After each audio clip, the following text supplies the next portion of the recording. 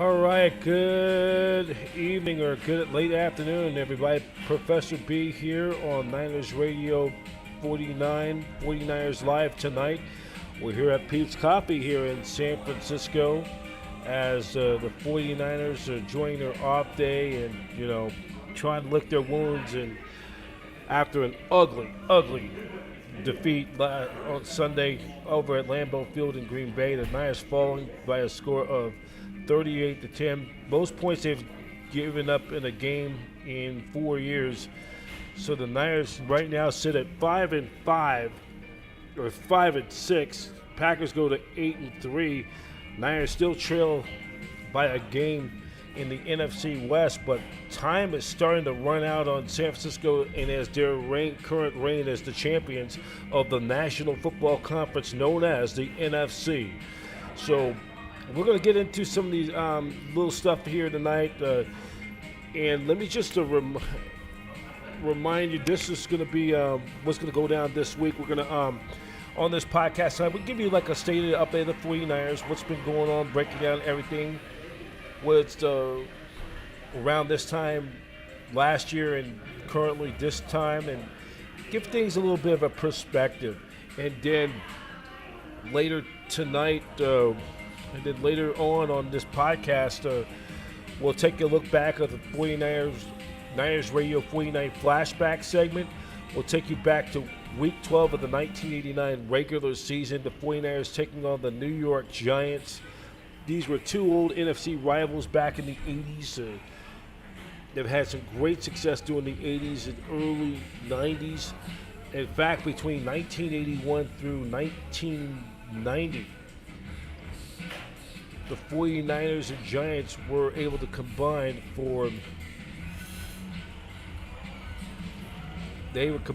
to win 6 Super Bowls between them between 1981 from 81 through 90.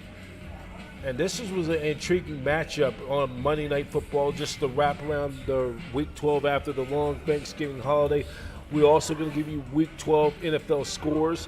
Reminder, also on that weekend, it was the Thanksgiving holiday on that Thursday. So we got a lot to break down as we will continue on Niners Radio as we continue to commemorate the 49ers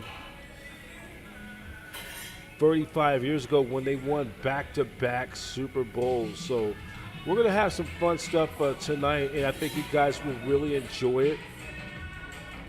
So we're going to start it off. We're going to start it off with some of the Niners stuff from we'll start off with the Niners, with the 49ers and, their win with the 49ers and their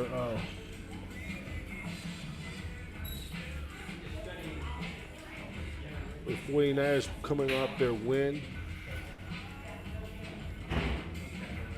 or the coming off of their loss, I should say, and also, once again, special shout out to Antonio Orvello Productions, the 49er Gold Bar Whiskey. We had a great time out there last Sunday. On Sunday, I know it was a tough one for all the Niner faithful.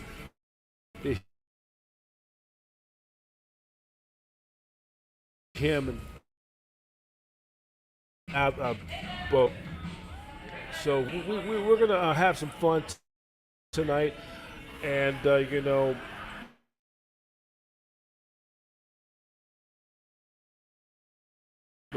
moving forward and stuff. But we're going to take some time right here on the sports, taking a look of Niners law.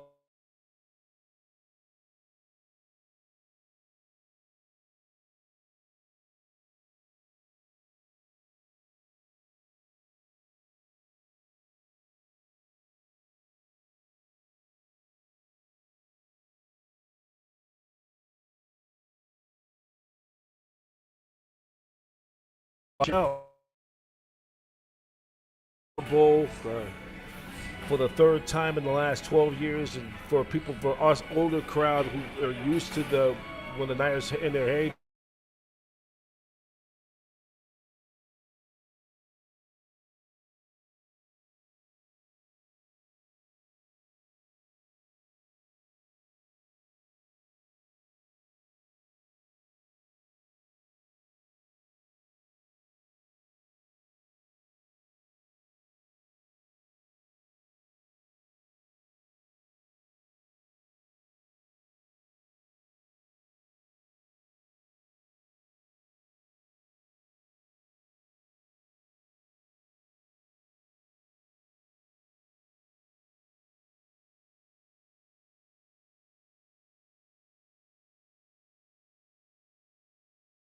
Games in the 90s.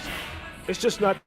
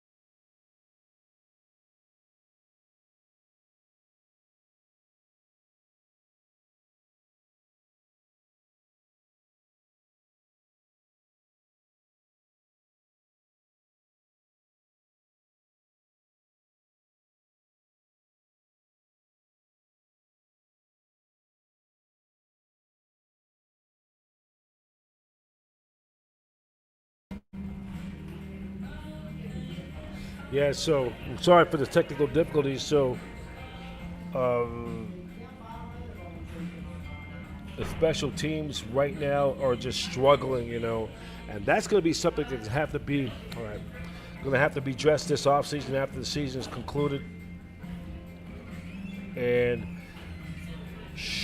according to Sharp Football Analysis, they're minus 20 days of rest in 2023, and in this year minus 21 days of rest. So that's kind of how the schedule makes and everything, but that's something you got to live with. They give you the deck of cards on the schedule you're supposed to play. You just got to go out there and do it. But right now, we're going to take a quick timeout. We'll take a quick timeout, and then we'll talk more on Professor B, Niners Radio 49. We'll take this timeout. We'll be right back.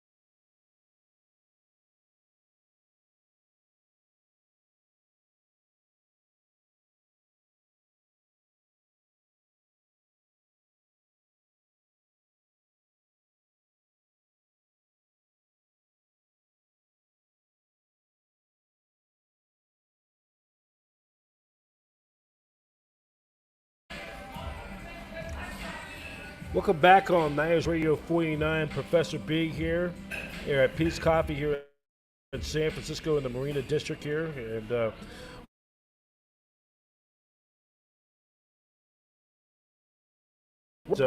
lot of you guys, I know I'm now I'm part of that Niner faithful, the Niner fans going back through their dynasty years during the 80s and 90s. Been a 49er fan since 1985.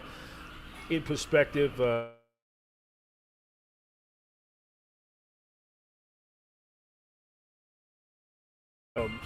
the 49ers on TV or Super Bowl I ever had watched.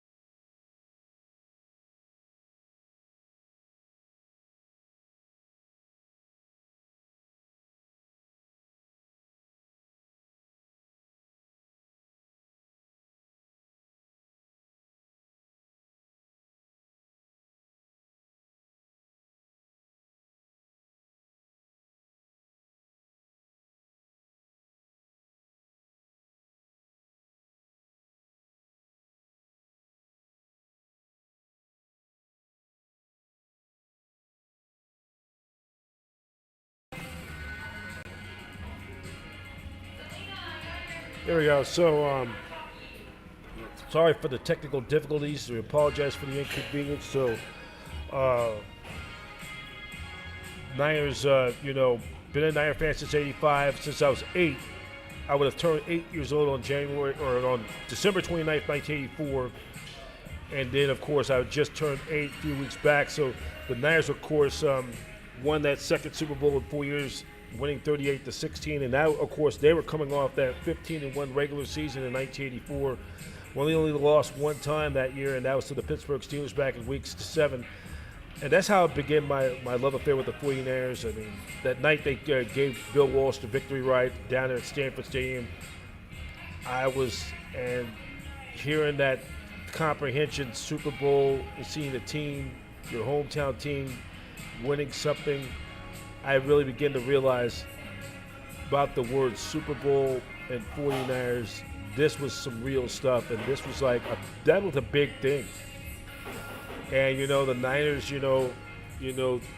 was their second Super Bowl win in 4 years. I don't remember the 1982 January of '82 when they won the first one, and that was because of all those lean years in the late 70s. With some bad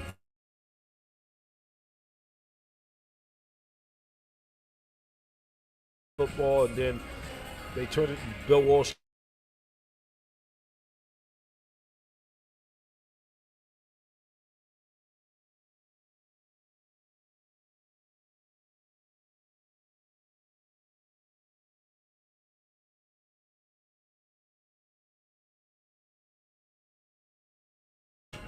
And then after that, the Niners, after 3 early exits to the playoffs in '88, they win it all again in '88. Bill Walsh's in January of '89. The Drive was still my favorite Super Bowl of the '80s.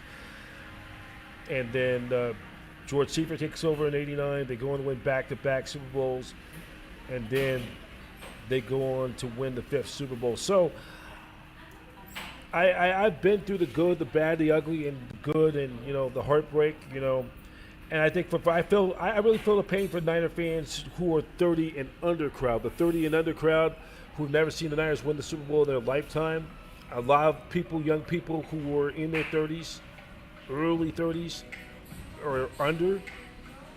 I feel the sympathy and the pain for never seen them win a Super Bowl in their lifetime. A lot of these kids who were born in 1993 or '94 or even '95 when the Niners last won the Super Bowl, don't have no connections of those teams to the past, and the stories we've been told by their parents and by yours truly. I got young people today pick my brain about those Niner teams of the 80s and Joe Montana's and Bill Walsh, the West Coast offense. And I always love it that people pick my brain. And, I was talking to a friend of mine's about a month ago. I was out at doing my run at the beach. And, it's funny, and I'm not going to mention her name, but in fact, she was also a senior the year. We both graduated in 1995. We're seniors in high school the last time the Niners won it all. And talk about our youth when we were growing up. It was Joe Montana, then it was Steve Young, Jerry Rice, and that group of 49ers. We were winning Super Bowls every year. And, I feel for some of the for the young people. I share their pain. I remember last year, last year when the Niners lost that heartbreaker in Vegas in the Super Bowl, it was a tough way to end the year. It was a very sad way to end the year. And I was in a time I really was in that, not in those, I really didn't care. It just, the solitary mood, it just, a lot was going on in my mind, because I know from my other gig, my baseball gig, a lot of you know the story that I ended up leaving USF in the early part of the 2022 season. This is probably more than like a month plus after the Super Bowl, or nearly almost 8 weeks after the Niners lose the heartbreaker in the NFC Championship game to the Rams. And, because of the issues that happened with Coach Giarratano and all of that stuff, it was heartbreaking. And,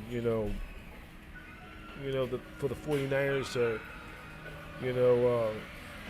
it was just heartbreaking, to lose something I've known for a long time. Because if it wasn't for Coach Neil Giarratano giving me that opportunity to be a broadcast reporter, I would not even, be in that situation. I would not even be, probably may not even be talking to you right now. So you always want to pay homage, and it was tough because of what happened. I feel the same feelings and the same, sentiments what the players go through when you lose a Super Bowl like that. I know, yes, it's only a game, but I felt the same thing what I went through, what happened again in 23 when I was at St. Mary's, and it was a one and done deal when they part ways with Greg. Some of the things I'm not going to go into.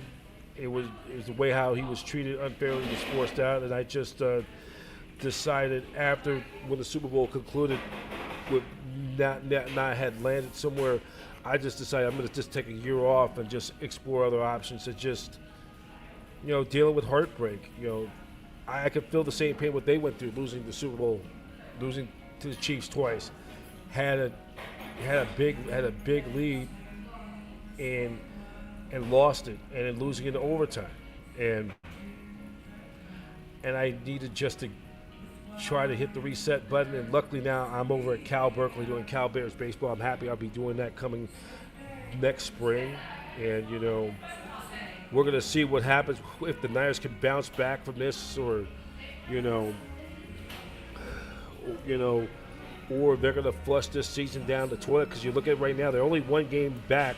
The good news is they're only one game back out of first place, but they're in no way, they're in no margin for error, because because they have lost tiebreakers. They're 1-3 in the division. They're already 3-5 overall in the conference, and they lose all the tiebreakers to Green Bay and Minnesota because they lost head-to-head in both of those games. And because if the Niners don't make the playoffs, they're going to look back at those games that they gave away, the losses to the Rams in Week 2, the losses at home to Seattle over a week ago, and then the loss to Arizona as well. So now we're going to do on Niners Radio 49, we're going to have a little Antonio Valla, me and I talked on the post-game wrap last Sunday evening after the Niners game, and this is something, and You're gonna like this moment.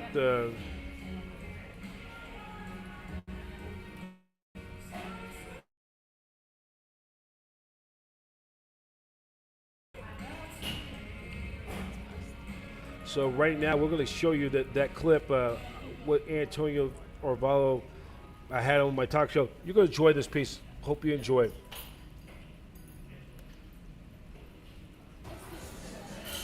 You got the pink phone? Is this you? That's crazy. All right, Professor B here. We're live here at the Gold Bar Whiskey. My man Antonio Orvallo, Jay Lamar got the. Make sure you say that to me, Professor B. Hey, how you been, Tony? I know it's a tough today. Tough loss. You know, I think we got the Super Bowl hangover, B. I think we got the Super Bowl hangover, and guys are hurt. Things aren't working out. Penalties. Defense is banged up. The energy, the momentum. I mean, a lot of things I could talk about, but I think that there's things we can always look at as fans and say, we should change this, or why didn't Josh Dobbs play? But in the end, the writing's on the wall. I'm not throwing in the towel. Arizona just lost, they but just lost, and they're still at worst a game back. I think it looks at right now the last two playoff spots. I think the NFC North is considered right now the best division in football. And back to our youth, the teenage years before realignment, formerly known like the artist formerly known as Prince, the black and blue division, formerly known as the NFC Central, and that is a black and blue bloodbath division every week. At this time of the year, you got to run the football. Yeah. We got to run the ball. We should have been running the ball a long time ago. Yeah. And we ran the ball today. McCaffrey has that fumble in the end. It doesn't really matter. I mean, but he doesn't fumble. He fumbled. Last time he fumbled was in the Super Bowl on the first drive, and it changes momentum. The game is about momentum, and if you don't capitalize on the momentum, and the other team, especially on the road, and you're making mistakes, it's just not going to. It's not going to end well. And 12 men on the field. There's been a lot of little bonehead mistakes, but at the same time, 12 men on the field, twice for 5-yard penalties. Yeah. I said that when I interviewed Wayne Laverty, the voice of the Green Bay Packers, the other day. In perspective, you look back, I say like the 86 St. Louis Cardinals won their pennant in 85, and they lost that heartbreaker to the Royals on that phantom missed call by Don Dinkinger, the late rest in peace. Of course, White Herzog. You got the history. I mean, next year they play the Mets, who they beat out for the division title in that final week.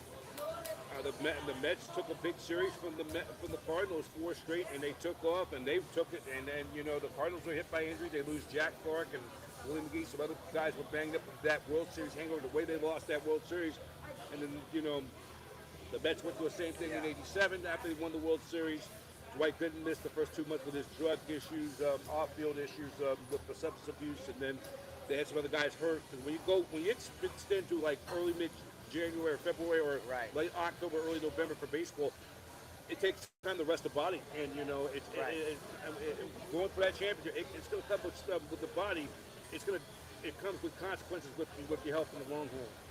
Definitely, and here's my thing for the fans that I look at it like this. We were very lucky in our age to deal with 5 Super Bowl victories. From the time while we were in grade school, from the time we were in junior high, because I'm 85, my first Super Bowl, Antonio, I go back to was January. I was telling a cool friend of mine, but January 1985, I watched my every first Super Bowl. You graduated '95. It was come on, man, every time. We're gonna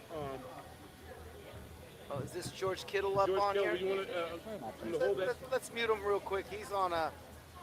Well, I have to. Well, I'm gonna. I mean, we're not where we want to be by any means. I'm gonna. Losing by 28. Losing by 28. Oh, we couldn't. At first I didn't know if he was calling in. No, he was. No, he was just kidding.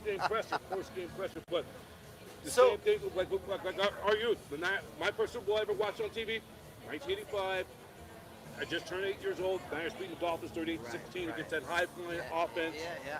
Here's the thing. Here's the thing, though, that I want to say. And then 89, 88, 89, we were like in 5th and 6th grade. That was back-to-back. 88, 89 was back-to-back. 6th and 7th grade. Right. I know people our age or a little older than us you were either in junior high or were in high school when they were winning back-to-back Super Bowls. We graduated, I think, the same year, Pete. And I think my we man talked about Brian that. Snow, 1995. I mean, a good friend of mine, Brian Snow, who originated from Chicago, big 49 fan. He was a senior, graduating high school the year the Niners won the second Super Bowl in January 1990. We were both in 7th grade. Right. In perspective, and then my senior year, the last time they won. I know a lot of people I went to high school with, people with the other high schools who graduated the year, and that was the year when Tom Brady was a senior when the time the Niners won. Yeah. But here's where I was going to go with this, Brian, because we as Niner fans in the 80s, especially when Joe was quarterback, when Steve was quarterback, it was Super Bowl bust. We never, you could win a playoff game. We were never happy with that. It had to be Super Bowl. The expectations are so high. And the NFC was the stronger conference. Right. The New York Giants. And it was the New York Washington Giants. Redskins. Outside of the Niners and probably the Cowboys. Before they had Dallas the Phantom. got good. We should have 8 Super Bowls. The Washington Redskins with another step with Joe Washington, Gibbs and Joe Theismann and my man, Doug Williams. I mean, I love the Husbands when the Niners lost that playoff game to the Vikings in '87. I have to think. I really have to thank the Vikings because we saw a piece of history. I knew. Bill Walsh took over the team to take his team president. Got stripped of his team president to see Doug Williams become the first black minority quarterback to win the Super Bowl. Get in here. We got 49er Tailgate in the house right now. 49er Tailgate. Bump Box is in the building. Bump Box. Don't leave yet. I got to say goodbye. On the pressure wheel. Mark, don't leave yet. You know, we got a lot of people here tonight on Niners Radio 49. We're 11 minutes past the top of the hour at 5 o'clock. If you want to come talk 49er football tonight, our hotline number is 628-239-8475. Niner fans, wherever you are for the Bay Area, beyond, we are open. We'll be open till they tell us, till they kick us out, give us the heat, send us to the cleaners or for the showers. So here's my thing. So if you look at our Super Bowl victories, 81, okay? Then the next one was 84. And then the next one was 88 and 89 and 95. When you look at our Super Bowl losses, 2012, 2019, and 2024, going back to back was 88 and 89 for the Niners, which was an amazing situation. We actually won. We were in junior high. We won in 88. One of my favorite Super Bowl of all time. My best friend from high school, his older brother, he had two older brothers who went to Wash. His older brother was a senior when they won it in January 88, of 89. And his the second oldest, we both share a birthday, we're 3 years apart, was like a sophomore and junior in high school when the Niners won back-to-back. Right. And we were in junior high, middle school, 6th and 7th grade. Every year, for me, because my birthday's on December 29th, it was like birthday, Christmas, New Year's Eve. The last present I get was in late January when they got that Super Bowl. Well, here's the thing. San Francisco is a football town. You know, the Giants started winning World Series. They won 3 out of 5. I mean, yeah, right. So here's where I'm going with this. In '88, the team was 10-6. We had a really tough season. And we're 6-5. Remember the quarterback controversy, the way they lost that playoff game. Problems, and we get into the playoffs. We win the Super Bowl at 10-6. Out of all our Super Bowls, it's such a crazy Super Bowl because it was the lowest. We had the most losses in that season than any other Super Bowl. So going fast forward to where we're at, you know, we lose in 2019. We lose in last year. It back-to-back doesn't happen. It doesn't happen. 3 times to the NFC Championship. Right. I mean, 2 of the 3, well, they get there. They got beat by Philly, but losing to the Rams hurt more because they had that lead, and then they lost it when Jaworski missed the routine fly ball, dropped the can of corn, and that changed the momentum. That close to being another 49ers Bengal Back to the Future Super Bowl of our youth. I mean, I was only 5 years old when they won the first one, so I don't in January of '82. So I don't remember that one. My recollection more of the two of the eight of the four they won, or the three of the four. January of '85 with their convincing win over Dan Marino, the Marx Brothers, and the Miami Dolphins, where they and then the comeback against the Bengals. And remember, they were 6-5.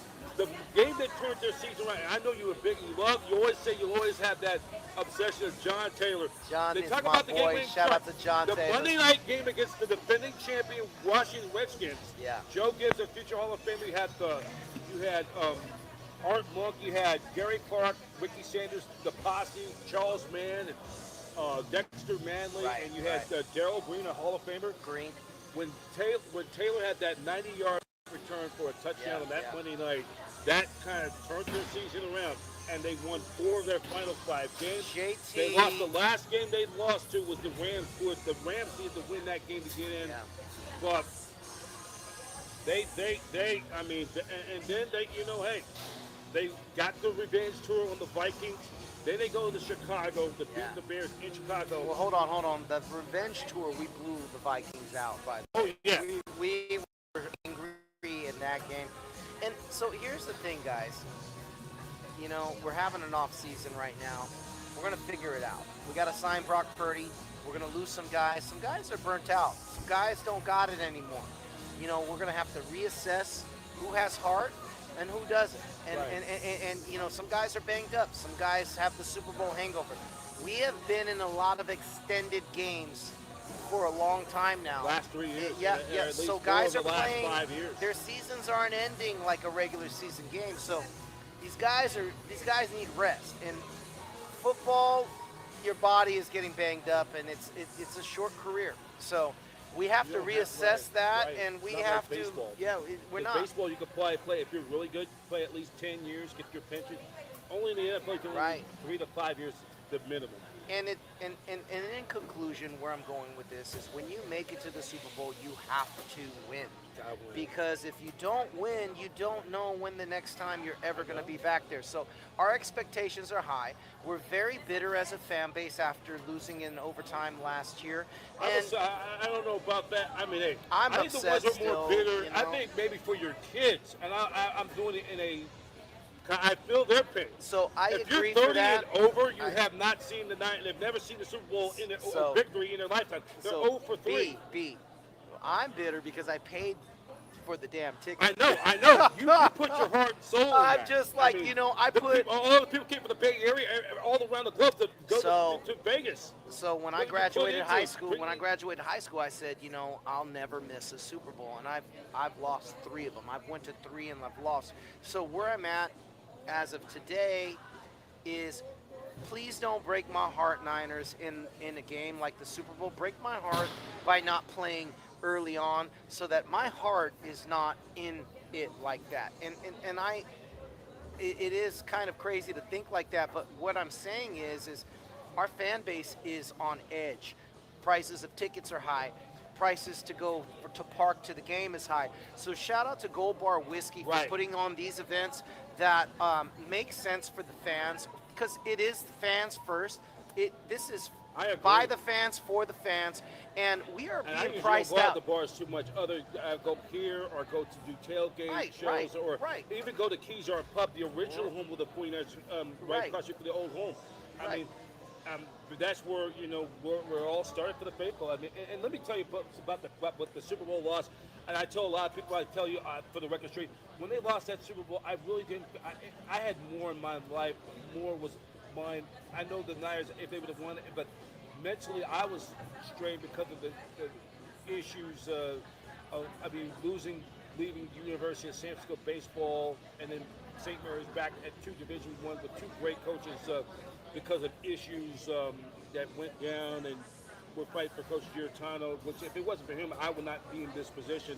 In perspective, trying to land somewhere, and I took a year off last year. Now I'm over doing Cal Bears baseball, so we're gonna have to do a little. I like the Cal Bears. I like the Cal Bears. I know you live in Antioch, not far from St. Mary's, but in perspective, I have sympathy.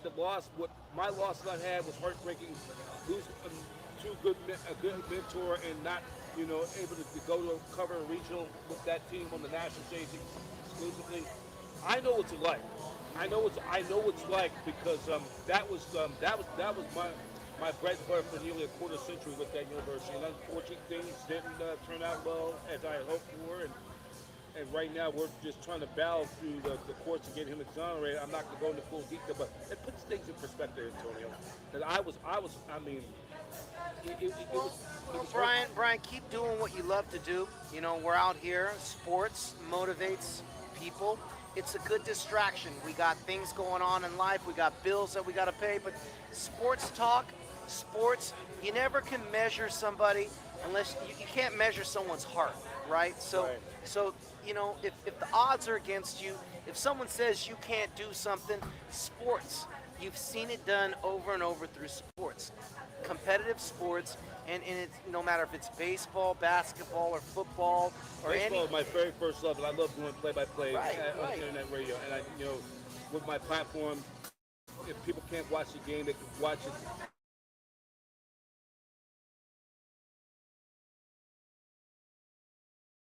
Great lost their job, and I could like 5 years ago around this time, it was on the week when the Niners were getting ready to play the Packers for the Sunday night game here at Levi Stadium. I've known her for 4 years, but a friend of mine's had lost her dad of cancer. Oh man, lost her dad of cancer, and I didn't meet her until during the COVID shutdown. But I'm not going to mention her name, but it keeps things in perspective, because. She always, my friend always have a hard time in, losing a parent like that's not that easy. And, I think when 5 years ago when I was on the high working at Amazon and just the way the Niners had their turnaround season and, I had a crazy weird feeling that someone out there might not be having especially during the holiday season. We're now getting ready to start the holiday season the last 6 weeks of this year, Put things in proper perspective there. So, sorry about your friend and She's that. doing good, but here's just to change the subject and bring it back to today's game. The fans showed up today. Yes, they did. We had a really good time. We had some really great giveaways. Shout out to Bump Box. Bump Box came out, man. I'm gonna get one. I'm gonna have to snatch up a Bump Box one day when I have more financial flexibility. Thank you, Bump Box. And Bump Box, you gotta give these guys. That could be one of those. Ooh. Isn't it nice? Get a picture of these before you go and post them on your page. But Rayo Raheem, the guy who played Rayo Raheem and Judah Spike Lee's doing the right thing. He would have been. He's now passed, and Spike Lee would have. Yeah, that was that was the weird Bump Box kind of like. But here's the Can you thing. imagine if we had a Niner Bump Box bumping that down and down to up in New York, man? We had some amazing I don't know giveaways. about that. Y'all might, how these cops up there in New York, y'all might get arrested for that. We had some amazing giveaways, and Yes. the fans stayed to the end, and this is die-hard territory.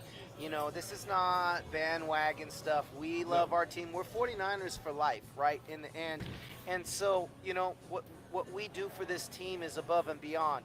So I want to say thank you to Gold Bar Whiskey. I want to say thank you to Bump Box.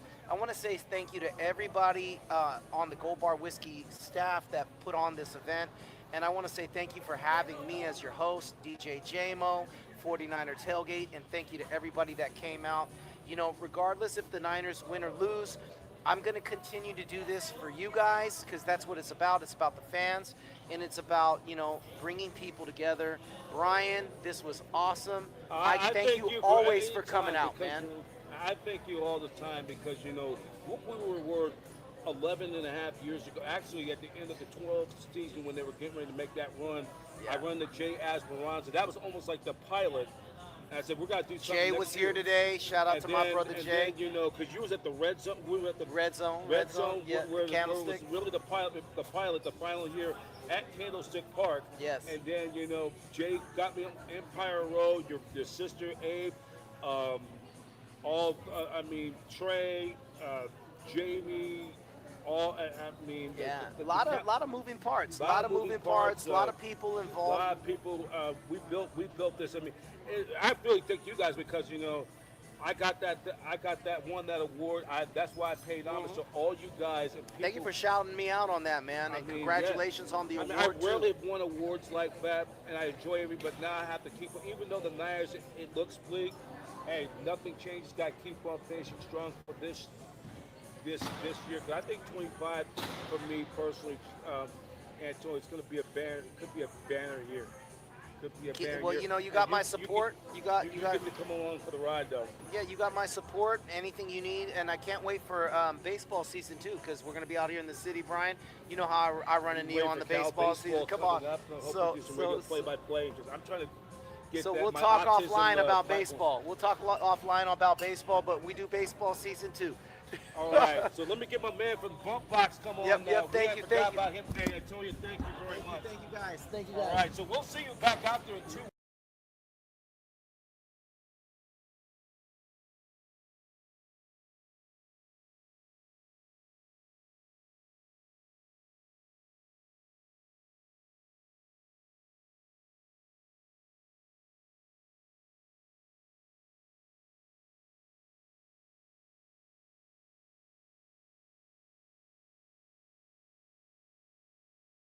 All right, that was Antonio Arvalo. That was from last Sunday. That was doing our post-game recap.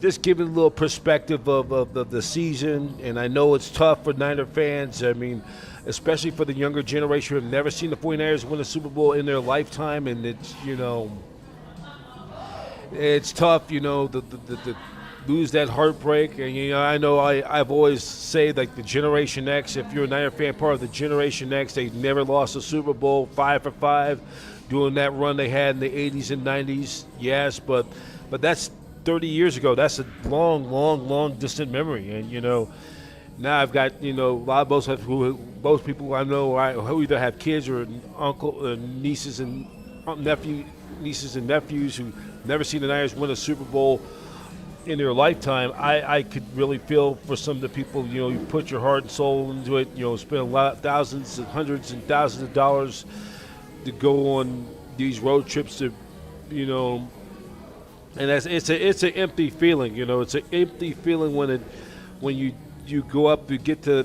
the last game. And, you know, I talked with with Wayne Laverty last Friday when we're previewing the 49ers and the Green Bay Packers.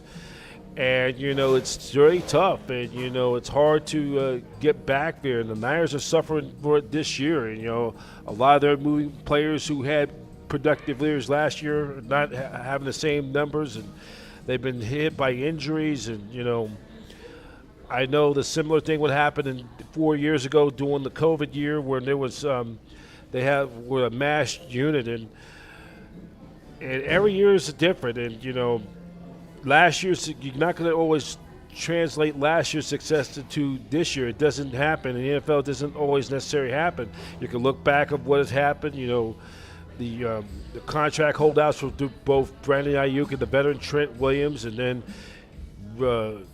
Ricky Pearsall getting shot back in late August, going on almost 3 months ago. Down there on Union Square.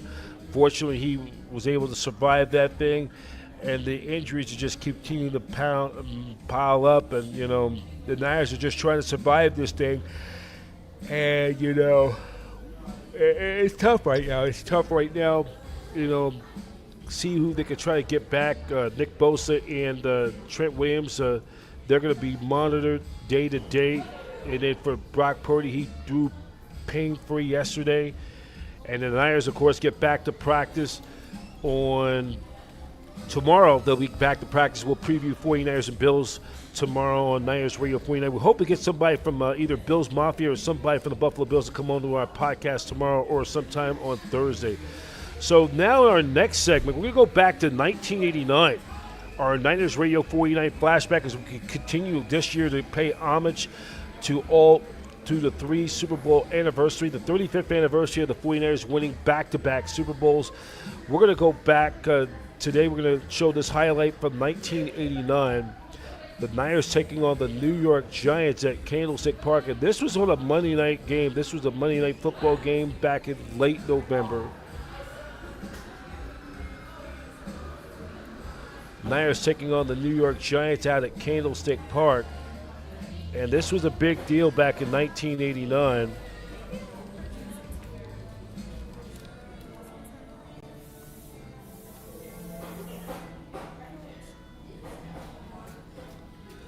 From 1989, Niners and New York Giants, and the Niners coming in there with a 9-2 record, best in the NFC, battling the New York Giants, and lots at stake in this game in week number in this 12th week. A lot is at stake as we are now into late November. In week 12, a lot is on the line, and the Niners, trying to, really positions themselves for the top spot overall of the NFC. So right now we're going to take a look back at the time machine from Week 12, Niners and Giants. So we recap the game itself. This is the highlights, Niners and Giants from November 27th, 1989. You're watching 49ers Live tonight with Professor B on Niners Radio 49.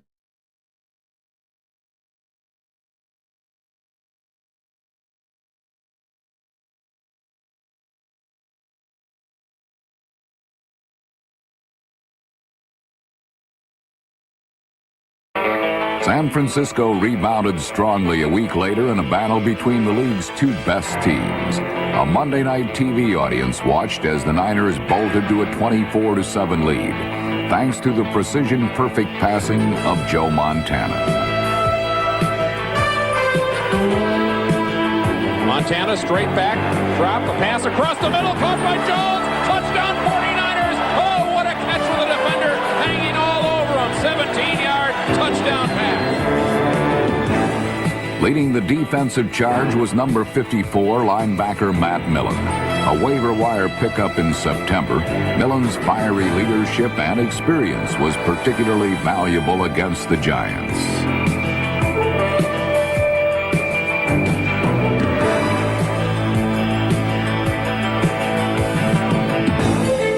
Bay Area fans were confident as the 49ers widened their lead. But New York stormed back with 17 straight points, the longest score coming from rookie runner Dave Megan early in the second half.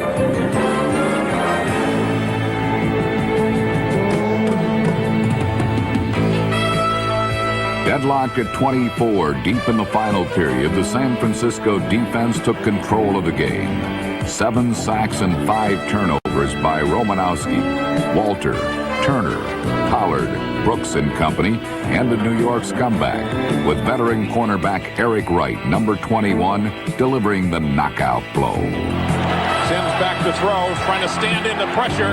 Now steps up, throws, picked off. Eric Wright has it. He's back to the 20, and he's down to the 17-yard line. Eric Wright has the pick of the night. Eventual league scoring champ Mike Kofer booted the game-winning kick as the 49ers survived their toughest test of the season.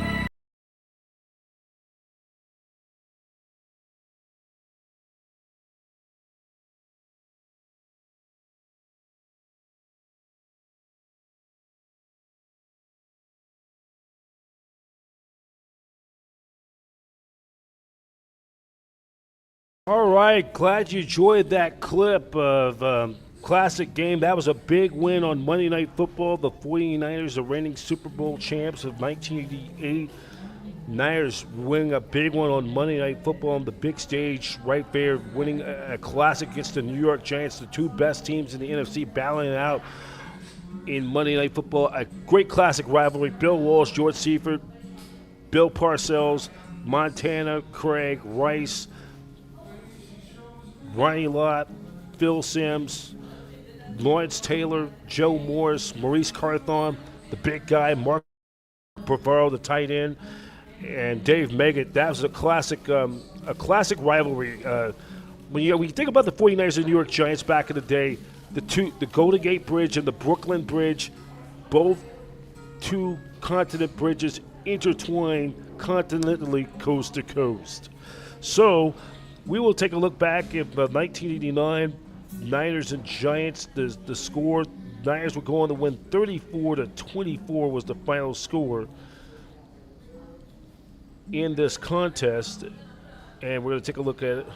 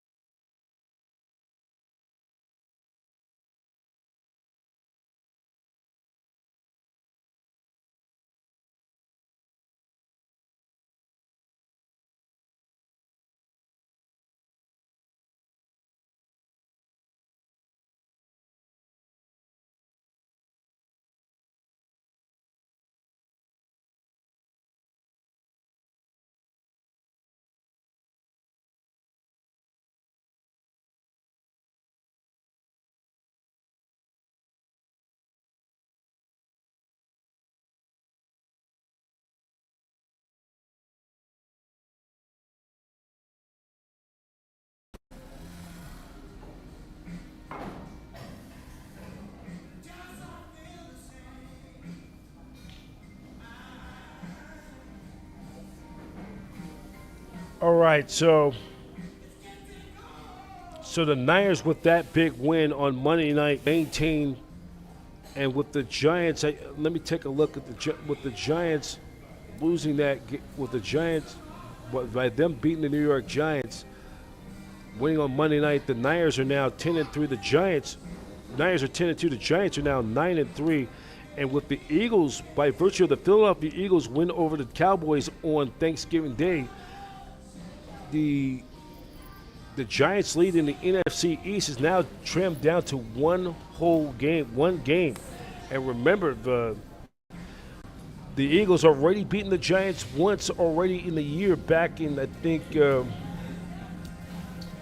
back in the 5th week of the season. So if it was to come down to a tie, both teams tied, the Eagles have that head-to-head tiebreaker. So right now, so the Niners maintain their 2-game lead over the 1 game ahead of the Giants, plus the tiebreaker for the overall top spot in the NFC, and they maintain a 2-game lead over the Rams.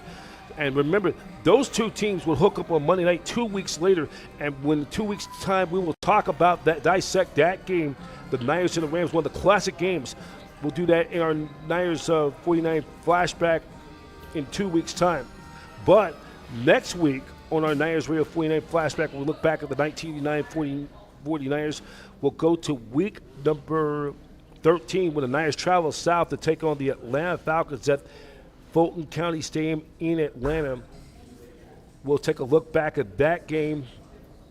And then, of course, in 2 weeks, we'll recap that Niners big win and the Niners win over the LA Rams down in Anaheim. But in the present, the Niners taking care of business as November, the calendar flips in December, as the Niners getting ready to they begin that stretch drive where they've had one of the better records in the month of December since 1981, as they start to begin their push to position themselves for the top, not only to win the NFC West, but to get that number 1 seed in the NFC. So, that's how it went. And the Niners, man, they're starting to play their peak at the right time. This is where you want to peak at the right time, playing your best football. The Niners have a 1-game lead over the Giants, and then they also have a 2-game lead ahead of Philadelphia for the number 2 seed in the NFC. So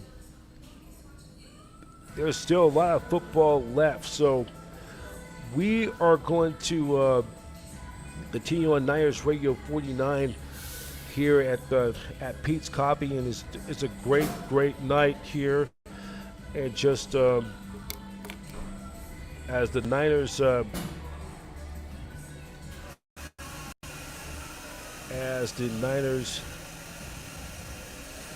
looking at as we get towards the here's a comment I wanted from someone named Joshua Sheffield. McCaffrey has been inefficient since his return over the past 3 weeks. Do you think he will bounce back to his old self and implement more? That's a great question. That's why I think they really need to give Mason some more carries and give McCaffrey more of a rest. I think that with some of the adjustments that they should do, give him more of a rest. And I think that would make sense, though.